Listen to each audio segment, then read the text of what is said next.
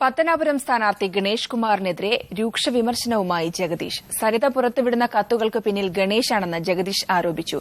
വഴിവിട്ട ജീവിതമാണ് ഗണേഷ് നയിക്കുന്നതെന്നും ജഗദീഷ് പറഞ്ഞു. പത്തനാപുരത്ത് UDF പ്രവർത്തകർ നൽകിയ സ്വീകരണം ഏറ്റുവാങ്ങി സംസാരിക്കുകയായിരുന്നു ജഗദീഷ്. ഗണേഷ് കുമാർ തന്റെ അടുത്ത സുഹൃത്തായിരുന്നുവെന്ന് പറഞ്ഞ ജഗദീഷ് വഴിവിട്ട ജീവിതം നയിക്കുന്നതിനാൽ ഇപ്പോൾ ഗണേഷുമായി സഹകരിക്കാറില്ലെന്ന് പറഞ്ഞു. സരിത പുറത്തുവിടുന്ന കത്തുകൾക്ക് പിന്നിൽ പ്രവർത്തിക്കുന്നത് ഗണേഷ് കുമാറാണ്. സ്ഫോടക വസ്തുവായി സരിതയെ ഗണേഷ് ഉപയോഗിക്കുകയാണെന്നും ജഗദീഷ് പറഞ്ഞു.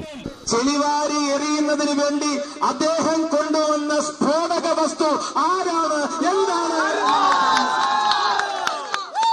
സ്ഫോടക വസ്തു ഓരോ ദിവസവും ഓരോ ആരോപണങ്ങൾ ഉന്നയിക്കുന്നു.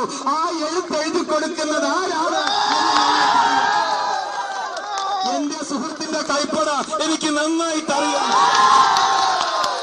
30 വർഷം ഒരുമിച്ച് പ്രവർത്തിച്ചതല്ലേ സുഹൃത്തെ? ആ കൈപ്പട ഇവിടെ ചെലവാകില്ല സുഹൃത്തെ.